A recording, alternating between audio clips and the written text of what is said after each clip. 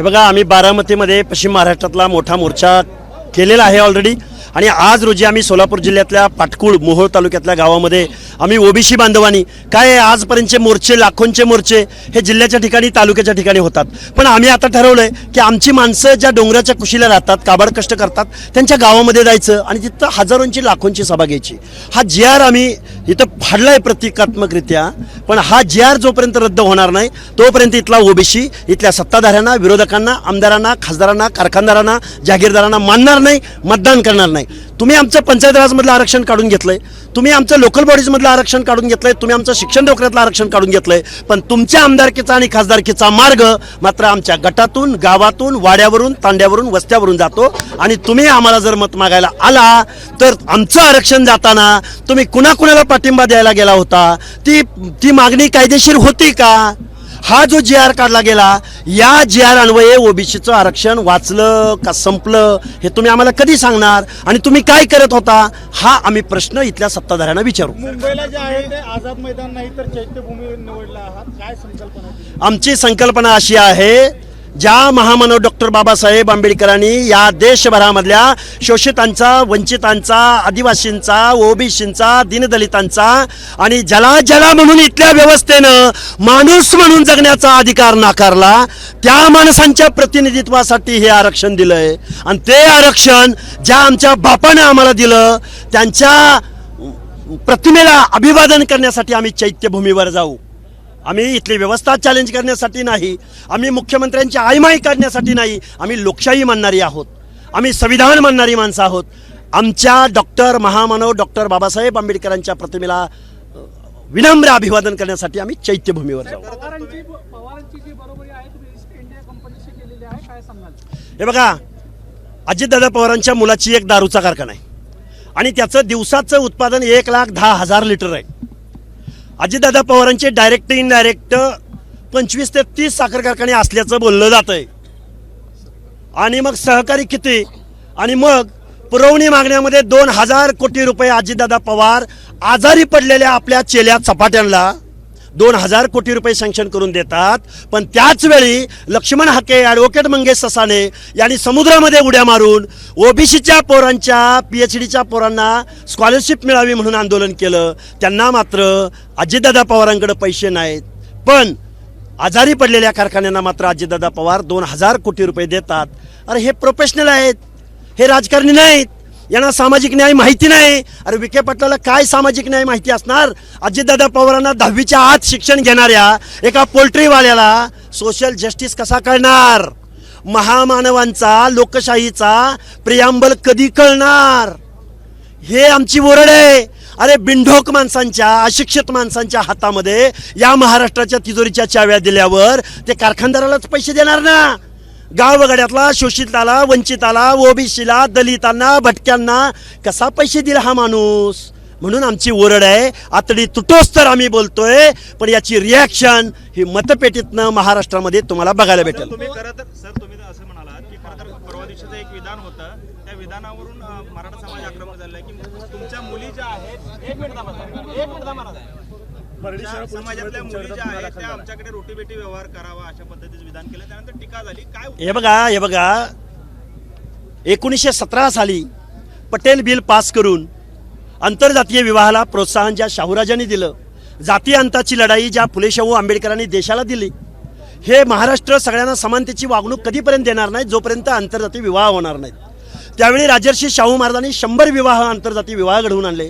त्यातले पहिले 25 विवाह हे धनगर आणि मराठा जातीमध्ये घडवून आणले. स्वतःच्या चुलत भावाची लेक रत्नप्रभा देवी तुकोजी होळकरांना देऊन एक बोलघेवडा समाज सुधारक नव्हे तर कर्ता समाज सुधारक म्हणून राजर्षी शाहू महाराजांनी जे तत्व महाराष्ट्राला दिलं, त्या राजर्षी शाहू महाराजांची एक लाईन मी बोलून दाखवली. अरे मी कुठं लग्न लावायला गेलो होतो? आणि बरं माझं काय म्हणणं आहे याच्या पलीकडे जाऊन, महाराष्ट्र शासनाची 50,000 रुपये जर आंतरजातीय विवाह केला तर महाराष्ट्र शासन 50,000 रुपये देतं. आणि केंद्र शासन SC ST बरोबर जर आंतरजातीय विवाह केला तर 2.5 लाख रुपये देतं. आणि मग शासन जर पैसे देऊन आंतरजातीय विवाह करा म्हणतंय तर मी तेच बोलवणार आहो. काय चुकी? अरे गुन्हे. अरे स्वीकारलं म्हणजे दाखले काढून आत सामील झालेत ना. हा GR काढून महाराष्ट्र शासनानं आमचं आरक्षण संपवलंय ना. कधी कायदा चॅलेंज होईल, कधी रद्द होईल, तेव्हा होईल, पण आज रोजी आमचं आरक्षण संपलंय. आरक्षण वाचवण्यासाठी गावगाड्यातल्या 18 पगड जातीच्या लोकांना, दीनदलितांना आम्ही एकत्र करणार आणि ज्या राज्यकर्त्यांना मताची भाषा कळते, ज्या आमदार खासदारांना मताची भीती वाटते, त्या लोकांना आम्ही बॅलेटमधून आम्ही किती आहोत आणि आमच्या हक्क अधिकाराच्या वेळी तुम्ही कुठं गेला होता, हा जबाब आम्ही या लोकशाहीमध्ये मतपेटीतनं दाखवणार. अरे त्या बांधवांना वाटू शकतं ना. हैदराबाद गॅजेटद्वारे जर डॉमिनंट कास्ट असणाऱ्या राज्यकर्ती जमात असलेल्या मराठा समाजाला जर आरक्षण मिळतंय, तर तांड्यावरती ऊसतोड मजूर, बांधकाम मजूर म्हणून काम करणाऱ्या बंजारा बांधवाला आशा लागू शकते, यार आम्हाला बी ST मिळू शकतं. नाभिक ऐका, और थांबा थांबा, आता मिळायची भानगड. अरे ताटातलं हिसकावून घ्यायला लागलेत, अंगावरची कापडं काढून झालेत. आणि डोंगराच्या पल्याड एक शहर आहे, त्या शहरामध्ये बंगलो आहे, हवेली आहे, आणि तिथं तुम्हाला मलमलचं कापड आहे. जे कुणी बघितलं नाही, त्याचा रंग कसला आहे माहिती नाही, त्याचं माप आम्हाला बसतंय का नाही माहिती नाही, तोपर्यंत तुम्ही आमच्या अंगावरची आमची लंगोटी काढून घ्यायला लागलाय. माझ्या सगळ्या OBC भटक्या बांधवांना माझी विनंती आहे, आपल्या लेकरा बाळांसाठी, आपल्या पंचायत राजमधल्या आपल्या प्रतिनिधित्वासाठी आपलं ताटातलं OBC विजयंतीचं आरक्षण वाचवूया. आपण म्हणताय पवारांच्या आमच्या 4 पिढ्या ज्या आहेत त्या पवारांनी संपवल्या, शोषण केलं. त्याच पवारांच्या स्टेजवरून जितेंद्र आव्हाड जे आहेत, अरे जितेंद्र आव्हाड बच्चा आहे, वाघाचा बच्चा आहे. सांगितलं त्यांनी OBC आरक्षणाचं तत्व, खाली माना घालून बसले होते. अजितदादा पवार, आपलं शरदचंद्रजी पवारांचे आमदार खासदार नेते अशी भुईटो करत होते. काय बोलतोय हे, काय बोलतोय हे, काय बोलतोय हे. अरे बचडा, आमचं आणि जितेंद्र आव्हाडांचं भलेही पटत नसेल, भलेही आम्ही एकमेकाला बोलत नसेल, पण OBCचा वाघ आहे. अरे सक्षणा सलगर नाही आमचं जुळत, त्या पवारांबरोबर आहेत म्हणून आम्हाला पटत नाही त्यांचं, पण बोलली ना OBCचं आरक्षण टिकलं पाहिजे. मग उद्या पंकजाताई बोलतायत, माननीय छगनरावजी भुजबळ बोलतायत, एक माणसं बोलायला लागलेत, आणि आम्ही 18 पगड जातीचे लोक जर एक झालो ना, तर मग मात्र सगळीच बोलायला लागतील. आमच्यातली एकदा दिसली. आंदोलनाला हे यश म्हणावं लागेल का, कारण तुम्ही एकाकी झुंज देता. हे बघा, आता मी जर यश म्हणलं तर तुम्ही उद्या म्हणणार बघा. त्यामुळं आम्ही एक आंदोलक आहे आणि फुले शाहू आंबेडकरांच्या तत्वांचा, मल्हारराव होळकर, यशवंतराव होळकरांच्या तत्वांचा, गाडगेबाबांचा मवाळ विचार सांगणारा आणि सगळ्या आमच्या 18 पगड जातीतल्या महामानवांचं, आता 400 महामानव आहेत. कधी कधी 2 नावं मागे येतात, 2 नावं पुढे जातात, कधी पुढे येतात, कधी पुढे. अरे गोरा कुंभार आहे, आमची चोखामेळा आहे, आमची संत जनाबाई आहे.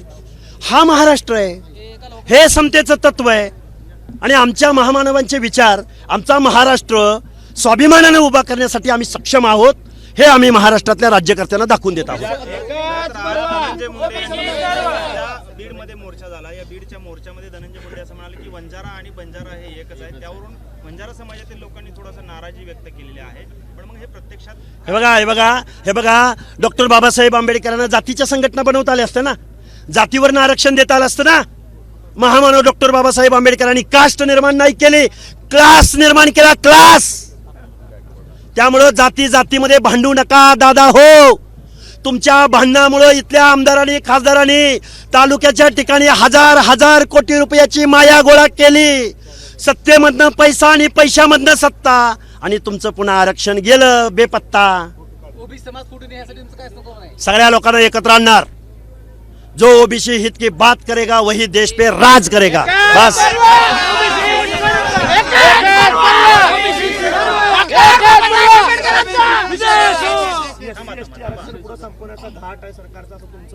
बघा मला सांगा, गावातील व्यक्तीला एका पिढीद्वारे जर कास्ट सर्टिफिकेट द्या म्हणत असतील, तर गावातील व्यक्ती म्हणजे कोण? बर, नातेसंबंधातील व्यक्तीला. मग कोणतं नातेसंबंध? आंतरजातीय विवाहातून झालेलं का उच्चवर्णीयाबरोबर झालेलं? उद्या एखाद्या SC बांधवानं आंतरजातीय उच्च कुळातील एखाद्या मुलीशी लग्न केलं, तर मग त्याच्या नातेसंबंधांना, उच्च कुळातल्या लोकांना तुम्ही SCचं आरक्षण देणार का? त्यामुळं हा जो GR आहे, हा पाण्याच्या बंबात घालण्याच्या सुमार दर्जाचा हा GR आहे, की ज्याची प्रस्तावना 2 पानाची आहे आणि GR 4 ओळीचा आहे. ज्या प्रस्तावनेमध्ये एका बाजूला उज्ज्वल अशी परंपरा, इतिहास सांगितलाय, आणि जी आरमध्ये मागासलेपणाचं आरक्षण मागितलंय. हा कॉन्ट्राडिक्ट जी आर आहे, हा ओबीसीचं आरक्षण संपवणारा जी आर आहे. आणि बेजबाबदार, ज्या विखे समितीला कुठलाही संविधानिक अधिकार नाही त्या समितीनं बनवलेला हा बेकायदा जी आर आहे. याचा लिगल ॲस्पेक्ट शून्य आहे. पण याच जी आरच्या माध्यमातून ओबीसीचं आरक्षण संपवलं जाणार आहे, हे मात्र ओबीसींना सांगणं माझं आहे. दुसरीकडे असं आहे सुनावणीमध्ये सन्माननीय न्यायालय सामाजिक न्यायाच्या बाजूने उभं राहील. तर विखेंवरती तुम्ही असं म्हणालात की विखेंनी जो आहे तो त्यांच्या जिल्हा परिषदेच्या सदस्यांच्या माध्यमातून बोगस ओबीसी आरक्षण देऊन त्यांना तिथे जेडपीचं सदस्य केलं, हे केलं. काय नक्की आरोप आहे आपला आणि काय केलं? अरे विखे पाटील म्हणजे सोन्याचा चमचा तोंडात घेऊन जन्माला आलेला माणूस. कारखान्याशिवाय वायनरीशिवाय यांनी केले काय? अरे या माणसाने कधी ऊसाच्या दरावर चळवळ उभी केली का? शेतकऱ्यांची नाही. पाण्याच्या प्रश्नावर एखादी चळवळ उभी केली का? नाही. दलितांच्या प्रश्नावर एखादी चळवळ उभी केली का? नाही. ओबीसीच्या आरक्षणासंदर्भात हाऊसमध्ये एखादं वाक्य बोलले का? नाही. यांना सोशल जस्टिस म्हणजे काय, ते कशाबरोबर खातात, ते आंबट का तुरट, हे या विखेंना माहीत असायचं काय कारण? आणि मुख्यमंत्री महोदयानं याच विखेंना आरक्षणाच्या कृती समितीचा अध्यक्ष बनवावं. कारखाना वायनरी चालवणाऱ्या माणसांना काय संबंध विखे पाटलांचा? त्यामुळं हे बेकायदा, बेजबाबदार आणि ओबीसीचं आरक्षण संपवणारा हा कायदा आहे आणि हा आम्ही आज सार्वजनिकरित्या फाडून टाकलेला आहे. चला चला बस.